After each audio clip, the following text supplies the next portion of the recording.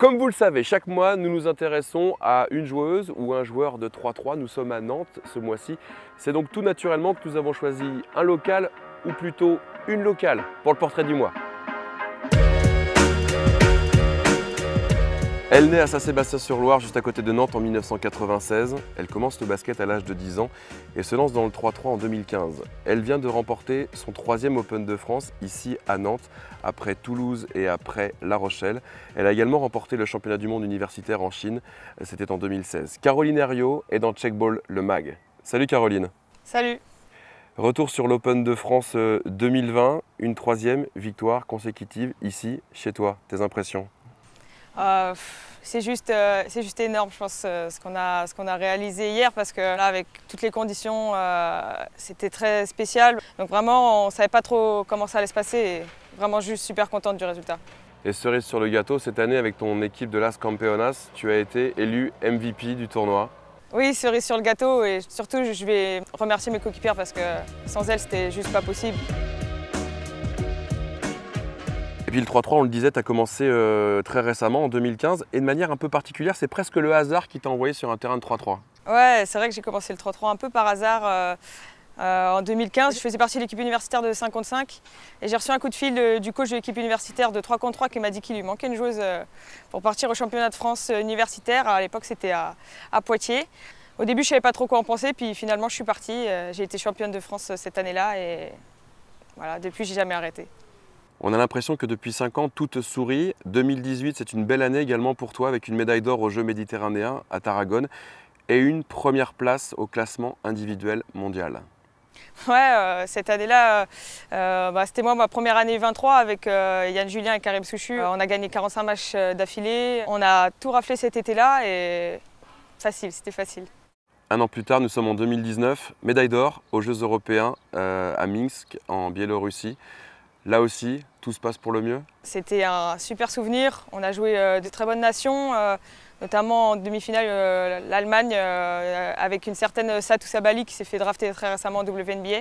Et on a fait un tournoi d'une très grande qualité pour remporter l'or, c'était super. Tu portes depuis plusieurs années le maillot tricolore.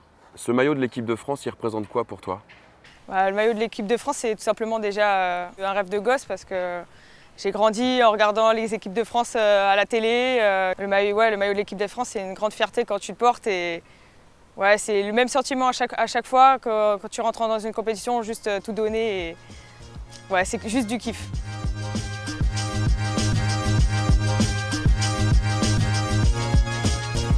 Tu as aussi un autre rêve de gosse, c'était jouer contre les meilleures joueuses du monde en 3-3.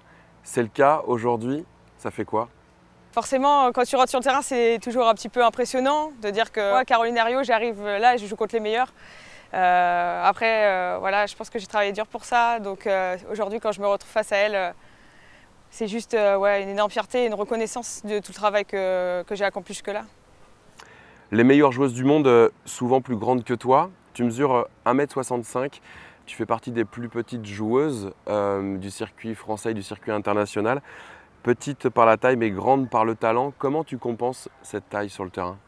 Ouais, c'est vrai que ma taille, ça a souvent freiné certains coachs, certains sélectionneurs, parce que voilà, c'était une petite taille pour une joueuse de basket. Mais c'est vrai qu'aujourd'hui, j'arrive à le compenser, je pense, par ma vitesse, ma vision de jeu, mon intelligence de jeu. J'arrive à le compenser assez facilement et à réussir à gérer ça comme un atout finalement. Quand on est sportif pro, quand on est joueuse pro de 3-3, il faut aussi gérer les petits bobos. On vient de parler des bons souvenirs, il y a aussi des moins bons souvenirs et on en parle très régulièrement dans Checkball. Le premier souvenir qui passe pas forcément, c'est la Coupe du Monde du 23 en 2018. Qu'est-ce qui s'est passé? La Coupe du Monde du 23 en 2018, comme on l'a évoqué avant, c'était cette fameuse année où on a presque tout raflé avec les U23 et on est arrivé à la Coupe du Monde en ultra favorite. Et on est arrivé et le premier jour, on a gagné nos 2 matchs assez facilement, donc on était très sereine. Et puis le deuxième jour de compétition, on a perdu nos 2 derniers matchs de poule, les 2 vraiment au buzzer, contre le Japon et contre l'Argentine. On s'est fait éliminer de la Coupe du Monde notre Coupe du Monde c'était en Chine, mais la Coupe du Monde, on était ultra favorite au buzzer. Nous sommes à Nantes pour Checkball ce mois-ci. Ce site du Parc des Chantiers à Nantes, tu connais bien, très bien même. En 2017, tu portais le maillot tricolore pour une Coupe du Monde qui, là aussi, aurait pu très bien te réussir, sauf que le premier match, ça vrille un peu au niveau des pieds. Ouais, c'est vrai qu'en 2017, je suis première Coupe du Monde avec le maillot de l'équipe de France, surtout première sélection nationale pour moi aussi. Et c'est vrai que premier match contre la Suisse, premier match de poule, et je me fais une très grosse entorse de la cheville. Ça faisait 2 minutes qu'on jouait.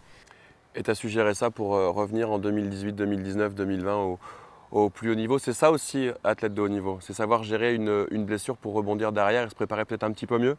Ouais, c'est ça, je dirais même ouais, savoir gérer une blessure, mais aussi savoir gérer un échec. Parce que clairement, cette Coupe du Monde, c'était un échec.